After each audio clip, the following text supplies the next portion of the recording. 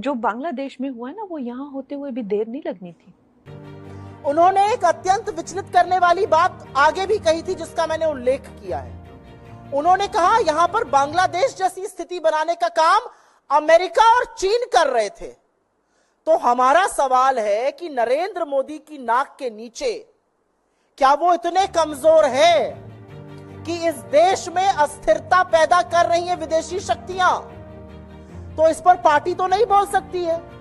इस देश के विदेश मंत्रालय को, इस देश के गृह मंत्रालय को इस पर जरूर बयान देना चाहिए, जरूर स्पष्टीकरण करना चाहिए, क्योंकि हम भी परेशान हैं। आपकी सांसद कह रही हैं कि हिंदुस्तान की सरजमी पर अस्थिरता पैदा करने का काम दो विदेशी ताकतें अमेरिका और चीन कर रहे हैं। इस पर आपका क्या मत है? क्या यह सच है?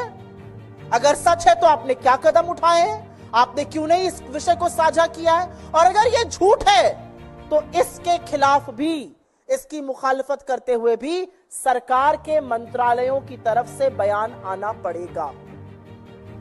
यह हल्के में नहीं ली जा सकती है बात।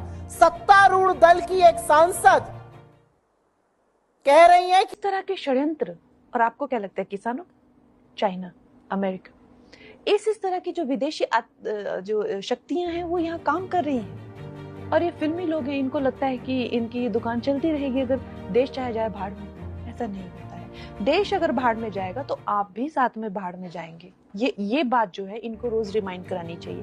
पर खैर, जितनी इनकी बुद्धि है उतनी इनकी करतूतें भी हैं। तो कह रही हैं कि अमेरिका और चीन भारत में परिस्थितियां बिगाड़ने की, अशांति पैदा करने की, अस्थिरता पैदा करने की साजिश कर रहे थे। इसका जवाब कौन देगा? और एक बहुत बड़ी बात यह है कि तमाम ऐसे लोग हैं भारतीय जनता पार्टी में जो अपने आप को किसान नेता कहते हैं। वो क्यों चुप बैठे हैं? जो अपने आप को किसानों का हितकारी कहते हैं। अगर ये किसान बलात्कारी और हत्यारे थे तो ये विज्ञान भवन में बार बार मीटिंग क्या करते थे? अगर ये किसान इतने दुष्कर्मी थे तो इन किसानों के आगे नरेंद्र मोदी को घुटने टेककर नाक रगड़ के काले कानून वापस क्यों लेने पड़े?